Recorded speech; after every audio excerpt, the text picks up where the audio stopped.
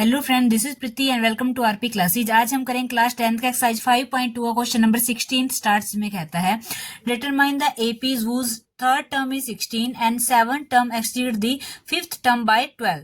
हमें एक एपी निकालनी है, ठीक है, जिसकी थर्ड टर्म तो है 16 और जिसकी सेवंथ टर्म बड़ी है फिफ्थ टर्म से कितनी 12, ठीक है। सेवन टर्म एक्सीड करती है फिफ्थ टर्म को बाय 12।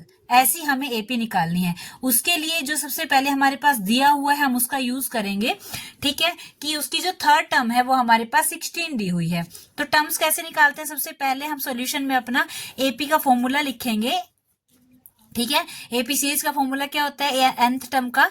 तो वो क्या होता है an is equal to a plus n minus 1d, ठीक है, जहां पे a क्या है फर्स्ट टर्म और d क्या है हमारे पास कॉमन डिफरेंस। अब इन्होंने थर्ड टर्म की बात की है, यानी कि a3 कितना होगा हमारे पास a प्लस में n की जगह 3 माइनस 1 और d, ठीक है। अब a3 क्या है हमारे पास? a3 दिया हुआ है कितना 16, यानी कि 16 is equal to a plus में 3 में से 1 गया 2d, ठीक है। तो इसको हमने मान लिया इक्वेशन नंबर 1।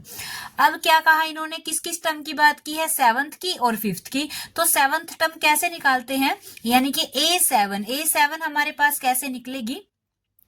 ये इस फॉर्मूले का यूज करते हुए a7 यानी कि a की जगह a प्लस में n की जगह क्या रखना है 7 रखना है, यानी कि 7 माइनस 1 और d का नहीं पता हमें, ठीक है। तो यहाँ पे रख दिया हमने a7 is equal to a plus में 6d, ठीक है। a प्लस में 7 में से एक गया 6d, ठीक है।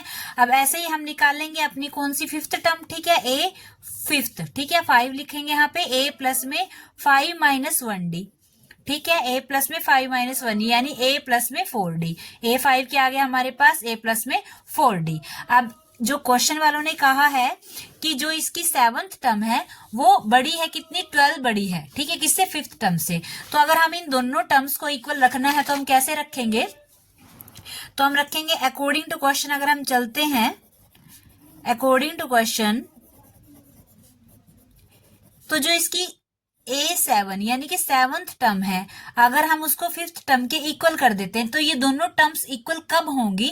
जब हम इस टर्म में, छोटे वाली टर्म में वो 12 ऐड कर देते हैं, ठीक है। ये दोनों टर्म इक्वल कब होंगी? जब इसमें छोटे वाली में 12 ऐड कर देते हैं, क्योंकि जो सेवंथ टर्म है ना, सेवंथ टर्म एक्सीड दी फिफ्थ टर्म, ठीक है, बाय 12। तो फिफ्थ टर्म छोटी है, अगर फिफ्थ में छोटे वाले नंबर में ये ऐड कर देते हैं तो ये दोनों टर्म्स क्या हो जाती है? इक्वल हो जाती है।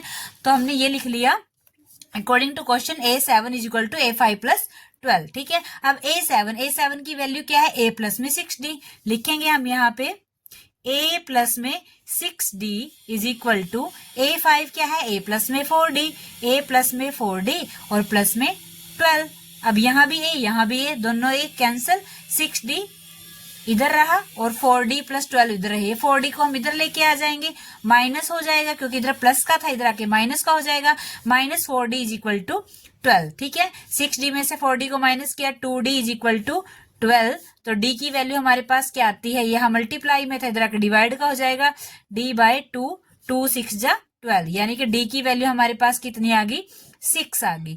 अब d की वैल्यू 6 आ गई। किसी भी एपी को फाइंड करने के लिए हमारे पास a और d दो चीजों की जरूरत पड़ती है, तो d हमारे पास आ गया। अब हमें a निकालना। a हम कैसे निकालेंगे?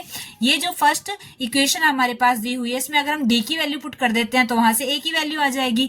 तो हम यहाँ पे लिखेंगे put value of d is equal to 6 in equation first, ठीक है। अब इक्वेशन फर्स्ट क्या है? 16 is equal to a plus 2d, ठीक है। 16 is equal to a plus 2d यानी कि 16 is equal to a plus में 2 इंटू में 6।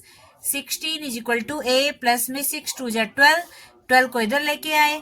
16 minus 12 is equal to a 16 में से 12 गया, कितना बचा? 4 बचा, यानी a की वैल्यू कितनी आई हमारे पास? 4 आई। d आ गया, a आ गया।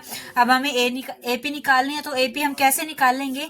AP क्या होती है हमारे पास? AP होती है हमारे पास a plus d, a plus 2d and so on, ठीक है। तो a कितना है हमारे पास? 4 है, ठीक है। a कितना है हमारे पास? 4 प्लस में d कितना है हमारे पास? 6 है। a प्लस में 2 इंटू d कितना है हमारे पास? 6 है, ठीक है। तो अब इनको सोल्व करो। 4 प्लस 6 10 और ये क्या? a की वैल्यू 4 है, 4 + 6 2 जा 12 + 4 16। ठीक है, तो ऐसे हमारे पास सीरीज है। तो ये एपी आ गई हमारे पास, जिसकी इन्होंने बात की थी कि एक एपी निकाल लो जिसकी थर्ड टर्म जो है वो 16 है और जो फिफ्थ टर्म है उसकी वो छोटी है, सेवंथ टर्म से कितनी 12। ठीक है, ये हमारे पास एक सीरीज आ गई। तो अगर आपको वीडियो अगर अच्छी लगी, क्वेश्चन अच्छे से समझ में आया, तो वीडियो को लाइक शेयर एंड सब्सक्राइब कीजिए हमारे चैनल को। और अगर आपको इसी एक्सरसाइज या अदर एक्सरसाइज के कोई भी क्वेश्चन करने हैं तो आप हमारे चैनल की प्लेलिस्ट या फिर डिस्क्रिप्शन चेक कर सकते हैं। Thank you.